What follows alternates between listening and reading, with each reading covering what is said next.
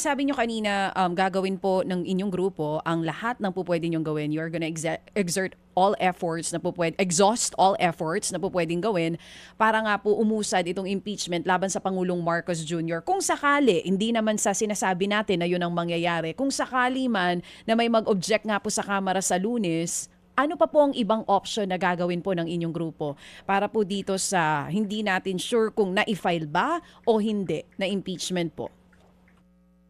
Pag-aaralan pa po namin yung other venues dahil sa ngayon, no, may tiwala tayo doon sa House na mag-respond at mag-act according to the rules. Right now, yung nasa site na arguments pabalik sa amin is just practice, no? May kasanayan na tinatanggap yung mismo ng Secretary General yung gantong high level or official documents, pero ang nakalagay sa rules, office. So we trust that the House of Representatives will act accordingly to the rules provided, and magre-regroup na lang kami kapag hindi po ito nasunod. Pero note that maraming madidismaya kung the House will not act in accordance with the rules.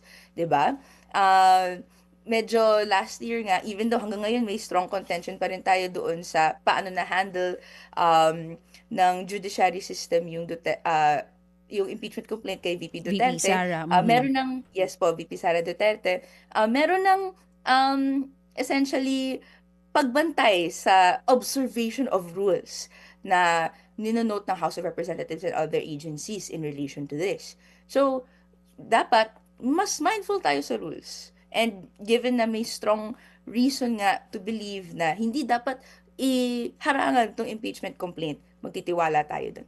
Mga kapatid, brothers and sisters, saan ka pa? Dito na tayo sa totoo. Dito na tayo sa True FM. Mga kapatid, mag-subscribe and follow po kayo sa social media accounts ng True Network PH. Yan po kami, hanapin nyo lang True Network PH, Facebook, Instagram, YouTube, TikTok, and podcast. Mapa Apple or Spotify man yan, mahahanap nyo kami. Lahat ng mga napapanood at napapakinggan nyo po sa programa, nasa social media accounts namin yan. So, paano mga kapatid? See you sa social media!